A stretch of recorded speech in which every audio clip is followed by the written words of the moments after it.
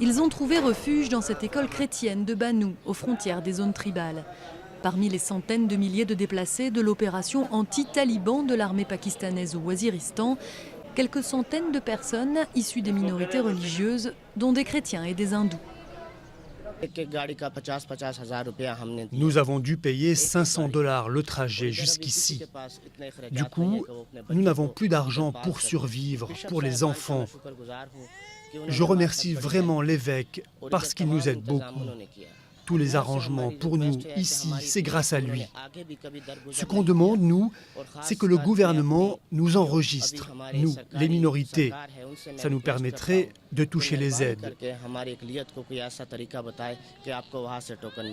Seuls 3% de la population pakistanaise n'est pas musulmane. Ces déplacés vivaient dans les zones les plus conservatrices du pays, au bord de l'Afghanistan.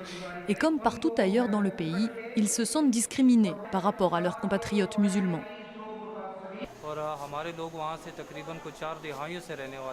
Nos familles vivent dans le nord du Waziristan depuis 40 ans. Et pourtant, aucun représentant de l'État n'est venu nous rendre visite depuis que nous sommes arrivés ici. Personne ne se soucie de savoir comment nous allons. Nous vivons ici, dans une école chrétienne.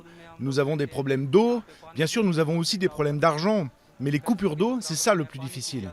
Nos enfants sont malades et aucun représentant officiel ne semble remarquer notre présence. Avec le ramadan qui vient de commencer et le mercure qui frise les 40 degrés, les minorités aimeraient pouvoir être prises en compte pour ce qu'elles sont, ce qui leur permettrait de vivre avec moins de contraintes.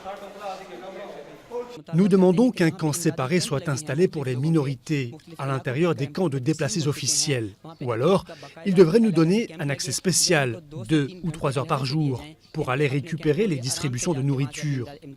Nous avons aussi des gens malades, mais il n'y a pas de docteur spécialisé ici, à Bannou. Depuis 2 semaines, l'armée pakistanaise mène une offensive de grande ampleur dans les bastions talibans. Tous les civils du district ont été invités à quitter les lieux. Et personne ne sait quand ils pourront rentrer chez eux.